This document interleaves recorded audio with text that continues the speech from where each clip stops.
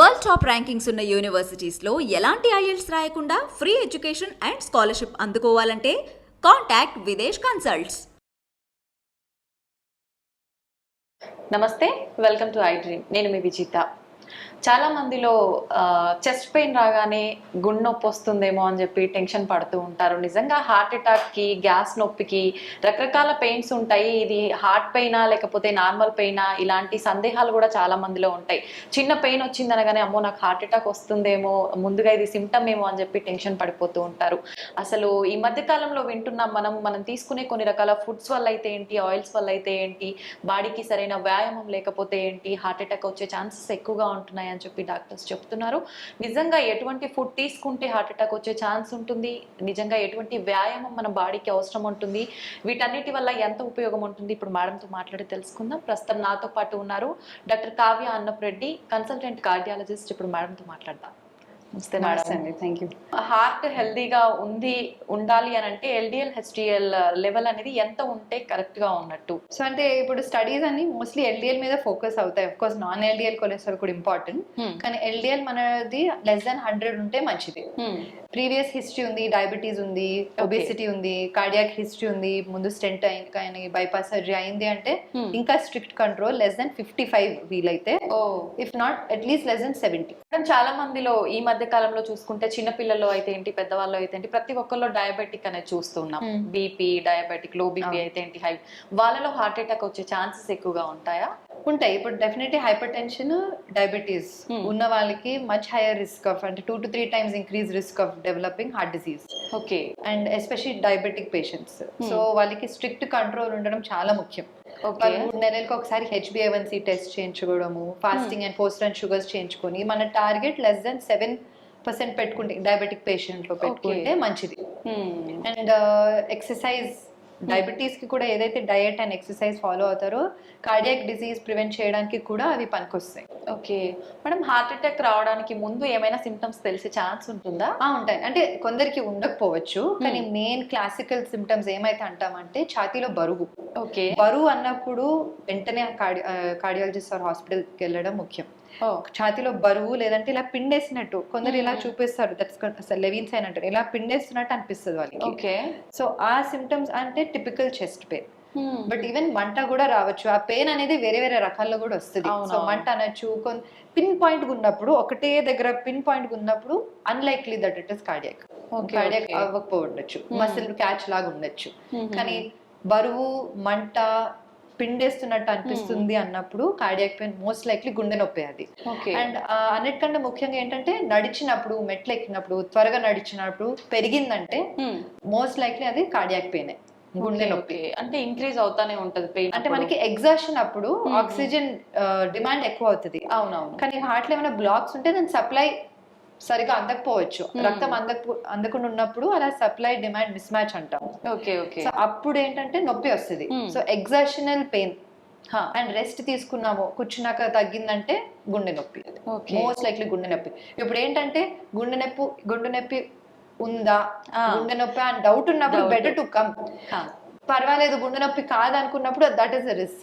అంటే కొందరు just gas pain అనుకుంటారు. అవును, చాలా మందికి గ్యాస్ నొప్పికి గుండె నొప్పికి డిఫరెన్స్ అర్థం కాక ఇబ్బంది. ఎగ్జాక్ట్లీ. సో అదే ఎగ్జాషన్, నడిచినప్పుడు పెరిగిందంటే మోస్ట్ లైక్లీ గుండె నొప్పి, కూర్చున్నప్పుడు తగ్గింది అనుకోండి it's most likely chest pain అంటే cardiac pain. And gas pain and cardiac pain చాలా ఓవర్లాప్ అవుతాయి. కానీ గ్యాస్ ఏంటంటే మోస్ట్లీ మీల్ టైంలో అవుతుంది, మంటలాగా అనిపిస్తుంది, వాంత అయ్యే సెన్సేషన్ కూడా ఉంటుంది. ఎగ్జాషన్ కి దీనికి కనెక్షన్ ఉండదు, కూర్చున్నప్పుడు కూడా అనిపిస్తుంది అది. Okay, but better to err on the అంటే సేఫర్ సైడ్. మీకు డౌట్ ఉందంటే better to get it check. ఎందుకంటే చాలా మందికి గ్యాస్ట్రైటిస్ అనుకొని వదిలేస్తారు, నెక్స్ట్ డే మార్నింగ్ ఎమర్జెన్సీకి వస్తారు. అవునవును. అండ్ ఎర్లీ మార్నింగ్స్ లో ఎక్కువ అవుతాయి heart attacks. So 3 AM 4 AM ఆ టైంలో ఏమైనా నొప్పితో లేస్తున్నారంటే better to go to the hospital. Okay, ఎందుకని మేడం పర్టికులర్ ఆ టైంలోనే చాలా మంది హార్ట్ అటాక్? అంటే సింపథెటిక్ సిస్టమ్, మన బాడీలో ఏదైతే సింపథెటిక్, పారాసింపథెటిక్ సిస్టమ్స్ ఉన్నాయో ఆ టైంలో యాక్టివ్ ఉంటుంది.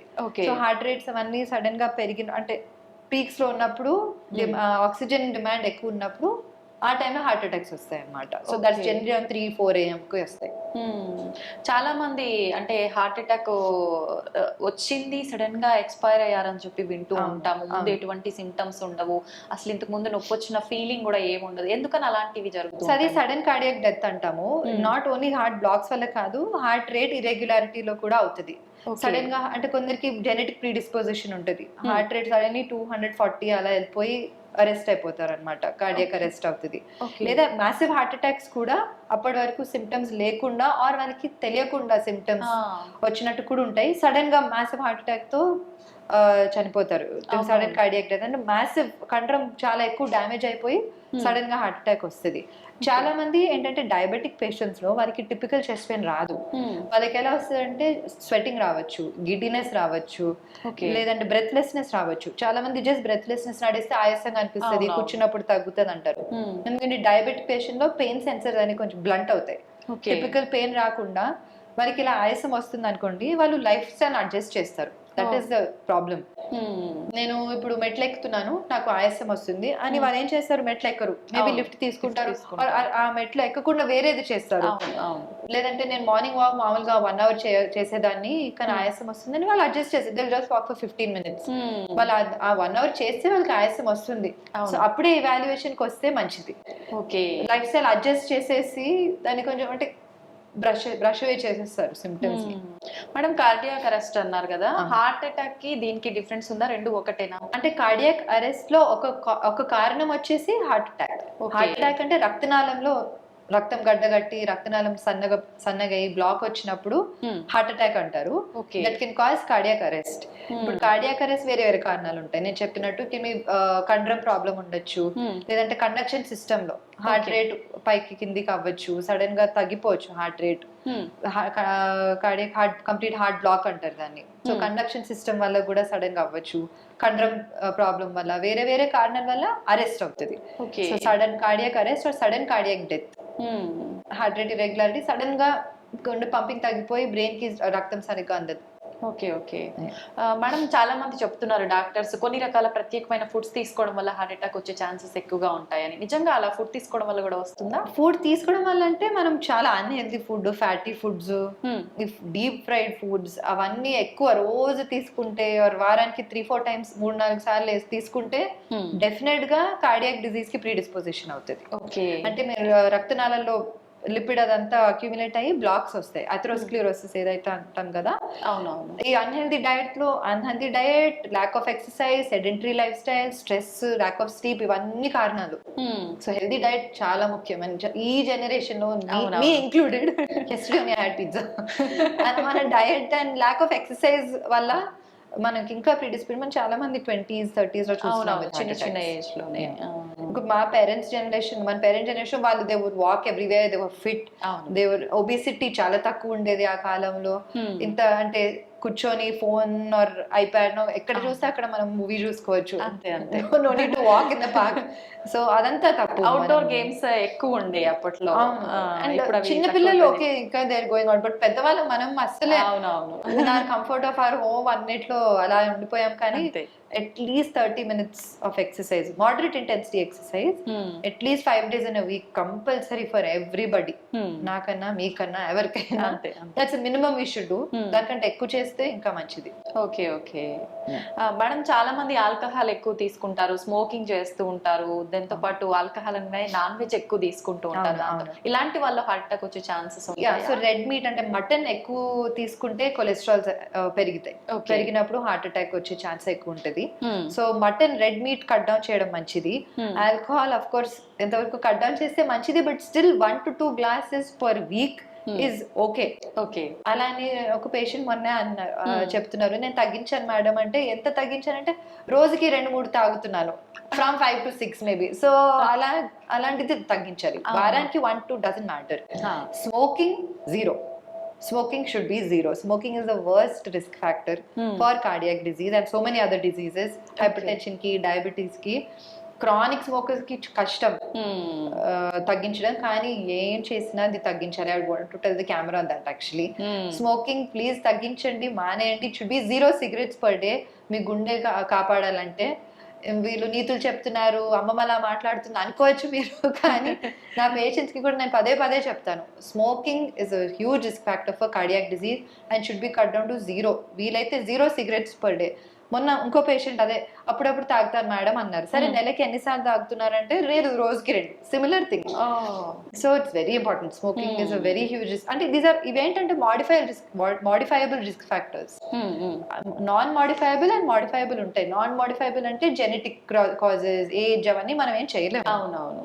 మాడిఫైయబుల్ బి మనం మార్పు తీసుకుంటే we can save our hearts and save our health, protect our health. And ఇప్పటికే మన పర్యావరణాన్ని చాలా వరకు కలుషితం చేసేసాం. వాటి వల్ల వచ్చేవే మనము కాపాడలేము. అది మనం ఏం చేయలేము. ఏం సో చేయలేము. మన కంట్రోల్లో, మన చేతిలో ఉన్నవి మనం చేయాలి. అంతే అంతే. కొద్దిలో కొంచెం వీటి నుంచి తప్పించుకునే తప్పించుకోవడం మంచిది. ఇప్పుడు సరే మనం ఆల్రెడీ స్మోకింగ్ అంటే there are different forms. Tablets ఉన్నాయి, చూయింగ్ గమ్ ఉన్నాయి, ప్యాచెస్ ఉన్నాయి, నికోటిన్ ప్యాచెస్. అవన్నీ హెల్ప్ అంటే క్రానిక్ స్మోకర్స్ కి కంట్రోల్ చేయడానికి. కంట్రోల్ చేయడం కూడా ఉంటది. కంట్రోల్ చేయడం సులువైన విషయం కానే కాదు. నాకు చెప్పడానికి సులువుగా ఉంది, కానీ who is going through it అంత సులువు కాదు. కానీ this nicotine patches are very helpful. Gums ఉంటాయి, టాబ్లెట్స్ ఉంటాయి. ప్యాచెస్ కూడా పనిచేయకపోతే టాబ్లెట్స్ ఇస్తాం అనమాట. They are very helpful. Madam, present generation లో చిన్న చిన్న పిల్లలకు ప్రతి ఒక్కరికి స్ట్రెస్ ఎక్కువైపోయింది. అసలు రీజన్ ఉండి కొంతమంది లేక కొంతమంది. స్ట్రెస్ వల్ల కూడా హార్ట్ అటాక్ వచ్చే ఛాన్స్ ఉంటుందా? Definitely stress contributes to developing heart disease.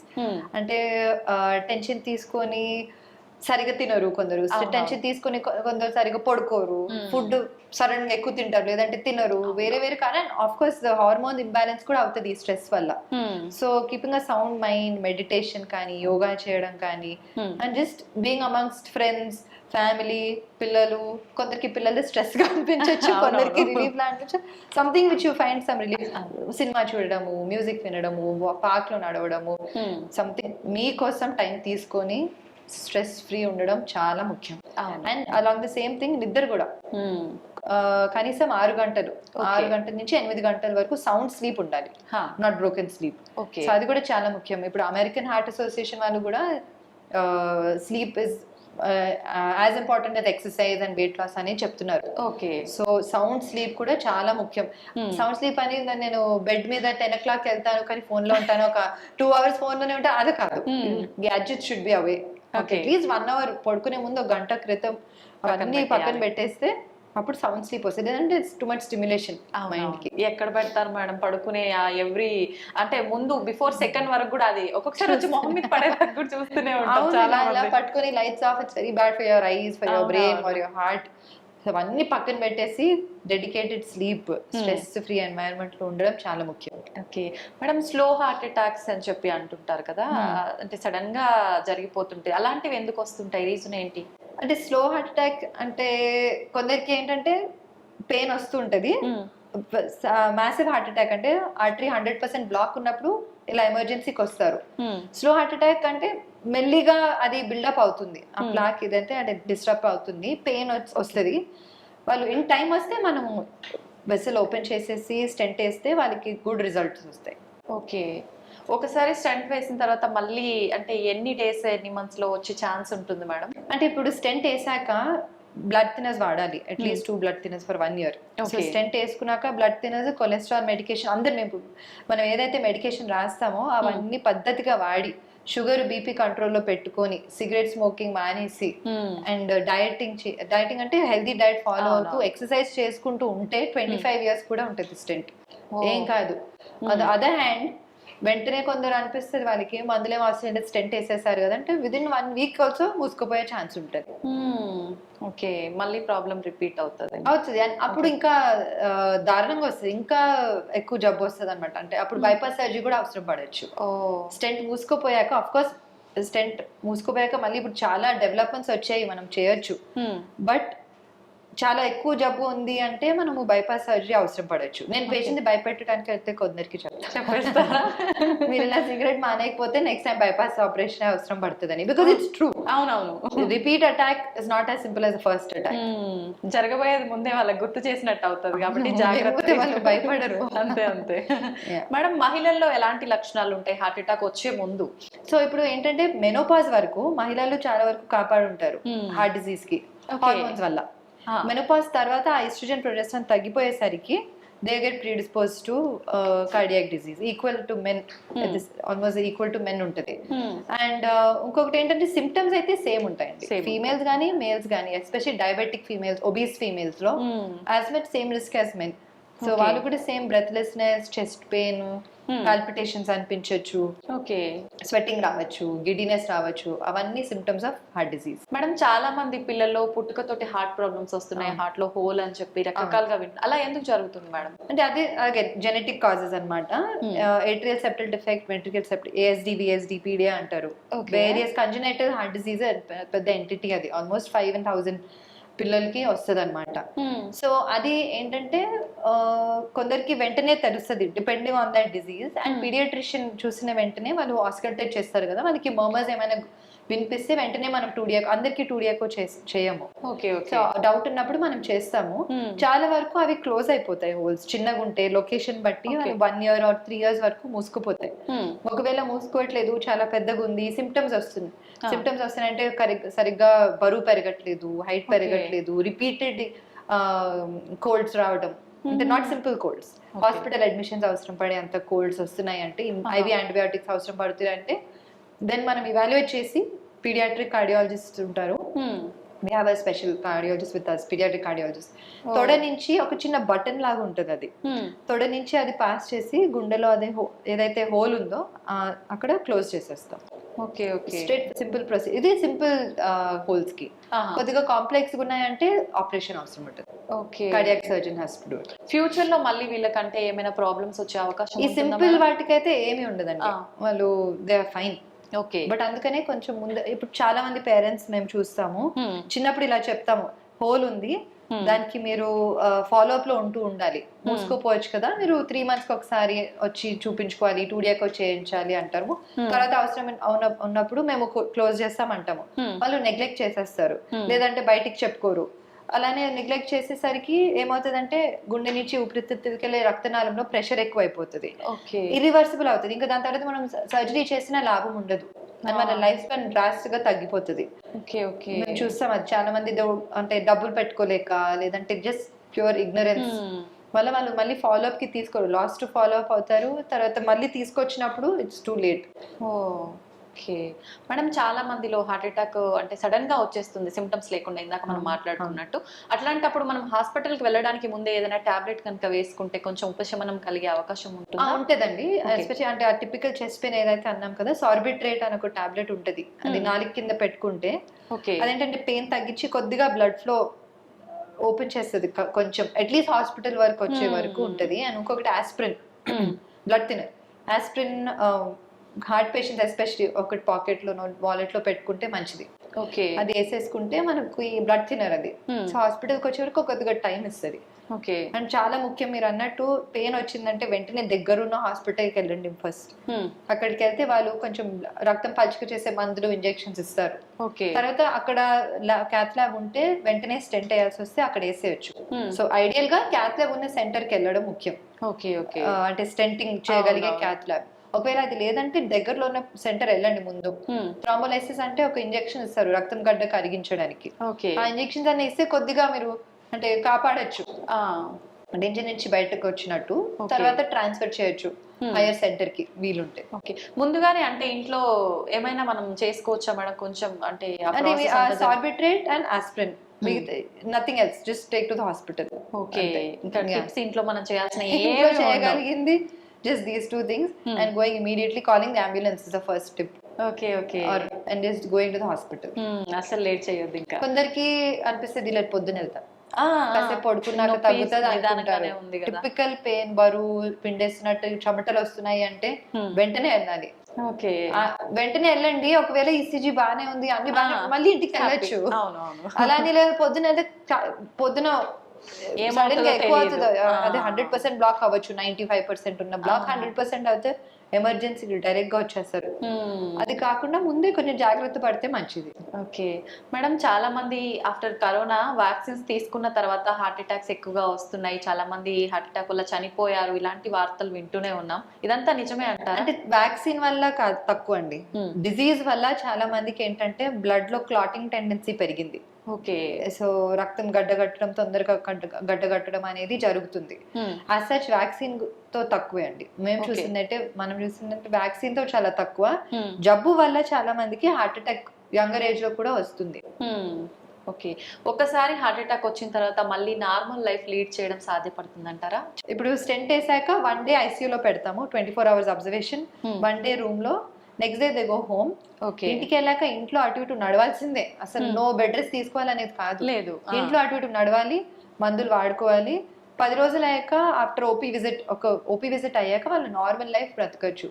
మెల్లిగా వాళ్ళ రొటీన్, వాళ్ళ వర్క్ కి వెళ్ళిపోవడము, డ్రైవింగ్ చేయడము, అన్ని మెల్లిమెల్లిగా ఓవర్ 1 month అన్ని మొదలు పెట్టుకోవచ్చు. బట్ మందులు వాడాలి. ఎక్కువగా అంటే చాలా మంది ఓవర్ వెయిట్ ఉన్న వాళ్ళలో కూడా హార్ట్ అటాక్ వచ్చే ఛాన్స్ ఉంటుంది కదా చాలా. ఇప్పుడు పిల్లలు చూసుకుంటే ఈ జంక్ ఫుడ్ వల్ల చాలా వరకు చిన్న చిన్న ఏజ్ లోనే ఓవర్ వెయిట్ ఉంటున్నారు, వాళ్ళకి కూడా వచ్చే అవకాశం ఉంటుంది. అంటే అంత చిన్న పిల్లల్లో కాదు, బట్ ఆఫ్ కోర్స్ 20s లో చూస్తున్నాము. కానీ చిన్న వయసు నుంచే కొంచెం హెల్తీ డైట్, అలా అని పిల్లలకి డైటింగ్ అది కూడా చూసాను నేను. కొందరు పిల్లల్ని కూడా రిస్ట్రిక్ట్, అంటే డైటింగ్ లాగా అలా కాదు, జంక్ ఫుడ్ కట్ డౌన్ చేయండి.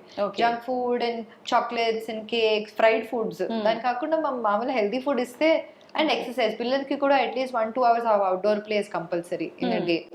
సో అలా చేసుకుంటూ చిన్న వయసు నుంచి కొంచెం అది అలవాటు చేస్తే మంచిది. బికాస్ పెద్దగా అయ్యాక ఒబిసిటీ వల్ల చాలా ప్రాబ్లమ్స్ వస్తాయి. ఓకే. ఆల్ సిస్టమ్స్ మీద, హార్ట్ మీద, లంగ్స్ మీద, బోన్స్ మీద చాలా మందికి problem. Obesity is a very big risk factor. Heart attack వచ్చిన వాళ్ళకి వేరే అంటే హెల్త్ ఇష్యూస్ కూడా వచ్చే ఛాన్స్ ఉంటుందా మేడం? ఉంటుందండి. హార్ట్ అటాక్ వల్ల కిడ్నీ మీద బర్డెన్ పడవచ్చు, స్ట్రోక్స్ రావచ్చు, అంటే వేరే హార్ట్ డిసీజ్ వల్ల మెదడుకి స్ట్రోక్ రావచ్చు. అండ్ కార్డియాక్ డిసీజ్ వల్ల అంటే లైఫ్ స్టైల్ చాలా వరకు మారిపోతుంది ఒకవేళ వాళ్ళు సరిగ్గా చూసుకోలేదంటే. ఓకే. ఓకే. వంశపారంపర్యంగా కూడా వస్తుంది అని విన్నాం, అది నిజమేనా? నిజమే అండి. జెనెటిక్ కాజెస్ చాలా ఉంటుంది, ఫెమిలియల్ కాజెస్. ఇప్పుడు ఫ్యామిలీ హిస్టరీ ఉంది అనుకోండి, మీకు తెలుసు అనుకోండి, అంటే చిన్న వయసులో లెస్ దెన్ 60s లో పేరెంట్స్ కో, grandparents, first degree relative actually, వాళ్ళకి బైపాస్ సర్జరీ కానీ, స్టెంటింగ్ కానీ, అలా కార్డియాక్ డిసీజ్ ఉందంటే ఇంకా జాగ్రత్త పడాలి. మనం అప్పుడు ఇంకా రెగ్యులర్ చెకప్స్ కి, రెగ్యులర్ కొలెస్ట్రాల్ కంట్రోల్ లో పెట్టుకోవడము, అవసరం ఉంటే ఏమైనా మెడికేషన్స్ వాడడము, ఇంకా జాగ్రత్త పడాలి. Because family history strong risk factor for cardiac disease. చాలా మంది అంటే మనం రెగ్యులర్ గా చిన్న చిన్న పెయిన్స్ రాగానే పెయిన్ కిల్లర్స్ ఇలాంటివి వేసుకుంటూ ఉంటారు, వాటి వల్ల కూడా హార్ట్ అటాక్ వస్తుందా మేడం? హార్ట్ అటాక్ అంటే పెయిన్ కిల్లర్స్ వల్ల కొద్దిగా కిడ్నీ మీద problem, blood pressure, secondary hyper tension అంటాము, దాని రెగ్యులర్ గా వేసుకుంటే, రోజు పెప్పర్మెంట్ లాగా వేసుకుంటే కష్టం అవుతుంది, బీపీ పెరుగుతుంది, కంట్రోల్ అవ్వదు. ఆ బీపీ పెరగడం వల్ల మనకి కార్డియాక్ ఇష్యూస్ రావచ్చు. ఓకే మేడం, మనకి ఇలాంటి హెల్త్ ఇష్యూస్ ఏమి రాకుండా ఉండాలన్నా ప్రతి ఒక్కరు చెప్పేది మన డైట్ అనేది కరెక్ట్ గా ఉండాలి, లైఫ్ స్టైల్ అనేది టోటల్ గా హెల్దీ లైఫ్ స్టైల్ గా చేంజ్ చేసుకోవాలి. ఏ రకంగా ఉండాలి మేడం డైలీ రొటీన్ అనేది? అదండి, ఇప్పుడు నేను అన్నట్టు 30 నిమిషాలన్నా ఎక్సర్సైజ్ చేయాలి. అదేం ఎక్సర్సైజ్ మీ లైఫ్ స్టైల్ కి సూట్ అయినట్టు, walking, jogging, cycling, swimming, yoga ఏదైనా అవ్వచ్చు. 30 నిమిషాలు వారానికి 5 రోజులన్నా కంపల్సరీ ఎక్సర్సైజ్ చేయాలి. రెండోది వచ్చేసి ఈ హెల్దీ డయట్ కొంచెం ఫాలో అవ్వాలి. అంటే జంక్ ఫుడ్, ఫ్రైడ్ ఫుడ్, అప్పడాలు, పచ్చళ్ళు, నూనె కొద్దిగా కంట్రోల్లో పెట్టుకొని అలా పాటిస్తూ, కొంచెం అప్పుడప్పుడు చెకప్స్ వస్తూ బీపీ, షుగర్ అన్ని కంట్రోల్ ఉన్నాయి అనేది చూసుకుంటూ, అంటే 100% ప్రొటెక్షన్ అని కాదు. చాలా మంది పేషెంట్స్ అంటారు, నేను సిగరెట్ తాగను, డ్రింక్స్ తాగను, అయినా కానీ హార్ట్ అటాక్ వచ్చింది, రేపటి నుంచి నేను మొదలు పెడతానని అంటారు. So many patients. సో అలా కాదు, ఇప్పుడు అదే చాలా మన కంట్రోల్లో లేని ఉంటాయి కదా genetic causes. Genetic cause almost 30% contribution ఉంటుంది. సో మనం చెప్పుకోలేము ఎవరికి ప్రీడిస్పోజిషన్ ఉంది, ఎవరికి లేదు అనేది. సో మన కంట్రోల్లో ఉన్నవి మనం జాగ్రత్తలు పడాలి, లేనివి ఇంకా మనం ఏం చేయలేము. అంతే. ఓపెన్ హార్ట్ సర్జరీ ఎటువంటి సిచ్యువేషన్ లో అవసరం పడుతుంది మేడం? ఇప్పుడు గుండెలో 3 రక్తనాళాలు ఉంటాయి. సో మూడిట్లోనూ సివియర్ జబ్బు చాలా ఎక్కువ తీవ్రంగా ఉన్నప్పుడు, కాల్షియం ఎక్కువ ఉన్నప్పుడు, రక్తనాళాల్లో కాల్షియం ఉన్నప్పుడు, అండ్ మెయిన్ వెసల్ నుంచే జబ్బు మొదలైందంటే బైపాస్ సర్జరీ బెటర్ ఆప్షన్ అన్నమాట. కానీ అలా లేనప్పుడు మల్టిపుల్ స్టెంట్స్ కూడా అయ్యొచ్చు. కానీ సో మేము డిసైడ్ చేస్తాం అనమాట, ఒక స్కోరింగ్ సిస్టమ్ ఉంటుంది. 3 రక్తనాళాలలో జబ్బు ఉన్నప్పుడు ఇదా అనే ఒక స్కోరింగ్ సిస్టమ్ ఉంటుంది. దాని ప్రకారంగా స్టెంటింగ్ సేఫా, బైపాస్ సర్జరీ సేఫ్ అనేది మేము డిసైడ్ చేసి సర్జన్ తో కూర్చుంటాం అనమాట. హార్ట్ టీమ్ అప్రోచ్ అంటారు దాన్ని. సో కూర్చొని ఈ పేషెంట్ కి ఏజ్ ప్రకారంగా, డయాబెటిక్, కోమార్బిడ్స్ ప్రకారంగా ఏది మంచిది అనేది డిసైడ్ చేసి చేస్తాం. ఓకే. ఆపరేషన్స్ అనగానే జనరల్‌గా అది ఎటువంటి ఆపరేషన్ అయినా చాలా మంది టెన్షన్ పడుతూ ఉంటారు. దీనికి సంబంధించిన హార్ట్‌కి సంబంధించిన ఆపరేషన్స్ అంటే ఎక్కువగా భయపడాల్సిన అవసరం ఉందంటారా? అంటే మేజర్ సర్జరీ అండి, డెఫినెట్లీ మేజర్ సర్జరీస్.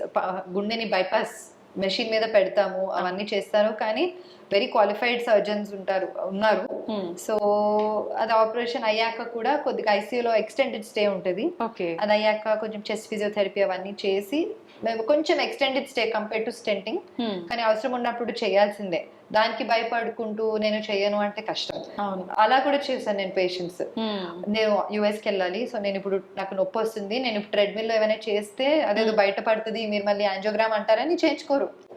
నేను చెప్తాను అది మంచిది కదా, బయట పడితే మనం దానికి ఏమైనా చేయొచ్చు, దానికి అవసరం ఉంటే బైపాస్ సర్జరీ చేస్తారు. యుఎస్ కి 2 months తర్వాత వెళ్తారు, అంతే. సో ముందు మన కాంప్లికేషన్స్ ఎక్కువగా రాకుండా ముందుగానే జాగ్రత్త పడితే అవును అంతే. అంటే భయపడతారు చాలా మంది. ఇప్పుడే హాస్పిటల్కి వెళ్తే వాడు ఏదో ఒకటి బయటికి అంతే ఏదో ఒకటి వస్తుంది, బయట పడుతుంది, అప్పుడు ఇది చేస్తానంటే మంచిది కదా, ముందే చేస్తే మంచిది. మళ్ళీ ఎమర్జెన్సీలో రాకుండా ముందే చేసుకుంటే మంచిది. ఏ కాలు నొప్పో చేయి నొప్పో వాటికి సంబంధించిన సర్జరీస్ అంటే వేరే మేడం. హార్ట్ ఆగిపోయిందంటే ఏం చేయలేం కదా. అసలు జనరల్ గా హార్ట్ పెయిన్ అనగానే మామూలు టెన్షన్ ఉండదు. టెన్షన్ వల్ల ఇంకా పెయిన్ ఎక్కువ కూడా అయ్యే అవకాశం, రిస్క్ లో పడే అవకాశం కూడా ఉంటుంది కదా. అండ్ ఎమర్జెన్సీ సిచ్యువేషన్ లో బైపాస్ సర్జరీ హైయర్ రిస్క్ అన్నమాట. ఎమర్జెన్సీ వచ్చినప్పుడు ముందు స్టెంట్ వేసేసి అవసరం ఉంటే తర్వాత అన్న బైపాస్ సర్జరీ వేరే రక్తనాళానికి కూడా చేస్తాము. అందుకని ముందుగా మనం చేసుకుంటే బైపాస్ ఆ స్టెంట్ అనేది లెస్ రిస్క్ ఉంటుంది ఎమర్జెన్సీలో వచ్చే కంటే. ఓకే. చాలా వరకు అంటే ఆపరేషన్స్ జరిగేటప్పుడు బీపీలు, షుగర్లు ఇలాంటివి ఎక్కువగా ఉన్నప్పుడు ఆపరేషన్స్ కొంచెం సేపు డిలే చేయడము అట్లా చేస్తుంటారు కదా మేడం. మరి హార్ట్ ఆపరేషన్ కి ఇప్పుడు బీపీ షుగర్ ఉన్న పేషెంట్స్ కి ఇంకా అవసరం పడచ్చు బైపాస్ సర్జరీ. Okay okay. అంటే కోమార్బిడ్స్ ఉన్నప్పుడు bypass or stenting, depends on that whole profile. But అప్పుడు అవి ఉండగా మనం చేయాలి, దానివల్లే కదా వస్తుంది, కాబట్టి మనం చేయాలి. ఆఫ్టర్ ఆపరేషన్ ఎలాంటి కాంప్లికేషన్స్ వచ్చే ఛాన్సెస్ ఉంటుంది మేడం? అంటే తక్కువ అండి. ఇప్పుడు మనం అదే నేను చెప్పినట్టు అన్ని పాటిస్తే కాంప్లికేషన్స్ రావడం తక్కువ. అదే వెరీ రేర్ కేసెస్ లో స్టెంట్ మూసుకోపోవచ్చు. ఓకే. ఆర్ సడన్ గా మళ్ళీ రిపీట్ హార్ట్ అటాక్స్ రావడము, హార్ట్ రేట్ వేరియేషన్స్ అవన్నీ, కానీ వెరీ రేర్ అండి. ఓకే. అడ్వాన్స్డ్ ట్రీట్మెంట్స్ ఏమైనా కొత్తగా వచ్చాయా మేడం హార్ట్ కి? చాలా వచ్చాయండి, ఎస్పెషలీ వాల్వ్ రీప్లేస్మెంట్స్. ముందు వాల్వ్ కవాటం అనేది మార్చడానికి బైపాస్ ఓపెన్ హార్ట్ సర్జరీ చేయాల్సి వచ్చేది, ఓపెన్ హార్ట్. కానీ ఇప్పుడు తొడ నుంచి రక్తనాళం ద్వారా మనము మార్చగలుగుతున్నాము. అగైన్ సెలెక్ట్ పేషెంట్స్ లో transcatheter aortic valve replacement, mitral valve replacement అంటారు దాన్ని. సో చాలా అడ్వాన్స్మెంట్స్ వచ్చాయి, అండ్ ముందుగా ఇంకా చాలా రీసెర్చ్ అవుతుంది. So lot of exciting things are coming up. Okay. Advanced treatment అనగానే ఖచ్చితంగా ఎక్కువ ఖర్చు అవుతుందేమో అని అనుకుంటారు. ప్రస్తుతానికి అది నిజమే అండి. ప్రస్తుతానికి ఎస్పెషల్లీ ఇండియాలో కాస్ట్ హైయర్ సైడ్ లో ఉంది. ఇప్పుడు అంటే ఫ్యూచర్ లో మేబీ ఎక్కువ మందికి చేయాల్సి వచ్చినప్పుడు ఎక్కువ మందికి అది కొద్దిగా అవేర్నెస్ పెరిగాక కాస్ట్ కూడా కొద్దిగా తగ్గిపోవచ్చు. ఇప్పుడు ఎలా స్టెంటింగ్ కి కూడా ఇప్పుడు గవర్నమెంట్ క్యాప్ వేశారు కాబట్టి అఫోర్డబుల్ అయిపోయాయి ఇవన్నీ, అలాగే ఇవి కూడా అఫోర్డబుల్ అవుతాయి అని అనుకుంటున్నాము. ఓకే. Thank you madam. నిజంగా చాలా మందిలో ఉన్న డౌట్స్ అన్ని క్లియర్ చేసేసారు. Thank you so much. Thank you very much. Thank you so much.